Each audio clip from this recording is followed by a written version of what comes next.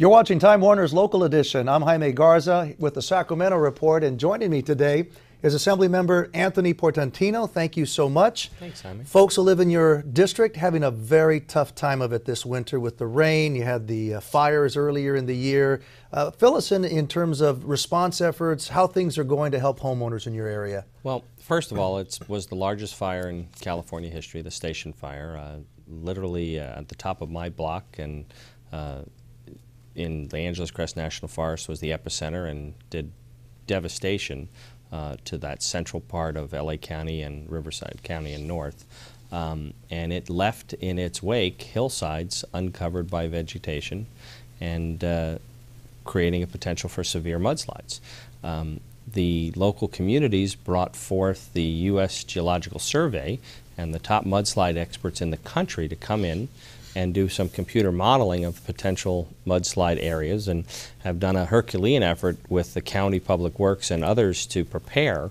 There are whole neighborhoods that have concrete K-rails lining in front of houses to divert the mud to where they want it to go. There are 28 debris basins along the foothill communities that are designed to catch mud flow, and have done a fantastic job as we've hit the rainy season, emptying those debris basins out and shoring up the defenses and preparing for an El Nino type weather conditions. And thus far, knock on wood, have largely weathered the storm, though the mud has gotten to places where it's gotten to the top of the concrete K-rails. There's been enough of a window between each storm to go in and clean and shore. And the residents, although there were 1,200 that were evacuated last week, and 250 of those were actually in my district, the residents, the spirit of the communities have been tremendous. Have these models helped to kind of pinpoint, and have they been accurate as to where the mud flow may be flowing in? And because of spending this time and this money on efforts like this,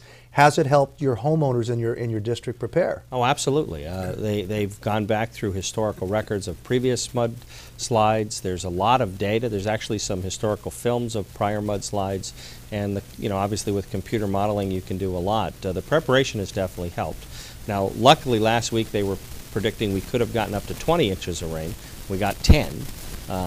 If we had gotten the 20, we would have probably seen some property loss. I mean, they're doing everything they can to prepare for the worst, and we're hoping that we can get through this with periodic rainstorms, not constant like we had back in 1998. If you remember, there was no let up. Right.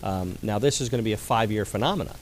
These communities are going to have these defenses in front of their houses for 5 years until the greenery grows back. Now, I have a meeting coming up with the Forest Service, with congressional representatives, Senator Boxer and Feinstein's office in my district, to talk to the federal government about ongoing efforts to make sure that we reseed, we try to create as much greenery as fast as we can. What are you doing to try to help the homeowners? I mean, I covered this stuff for 13 years in Los Angeles, and it's frightening when a wall of water and rock comes out of nowhere and comes charging down the street, comes charging at your home. Nothing you can do, and if you're in the way, that's a major loss. Right. Is there anything that these homeowners can do, or where they can go to get some help? Well, obviously, we're working with the federal government as the governor declared a disaster area. We've also put in a tax credit bill that we're hoping to get through the system, where folks who have lost their homes in the fire or suffered damage due to mudslides get some relief from the state taxes, and also the local communities get some relief for loss of tax dollars. So we're trying to help them out financially. We're trying to help them out through planning of preparing for the disasters, and then also having relief centers for them as well. And I'm sure if I'm at home watching you right now, I'm going to say, okay, how can I keep track of this? Do you have a website, a phone number that they can call your office? Yeah, both the city of La Cañada Flintridge website is up to date. The county's website, and my office in Pasadena, 626-577-9944, can always answer questions. And there's the number to empower everybody at home. Assemblyman Anthony Portantino, thank you so much for being with us and for providing this very helpful information for your constituents and the folks who are having to deal with these mudslides and heavy rains. You're watching Time Warner's Local Edition, the Sacramento Report. Make it a good day.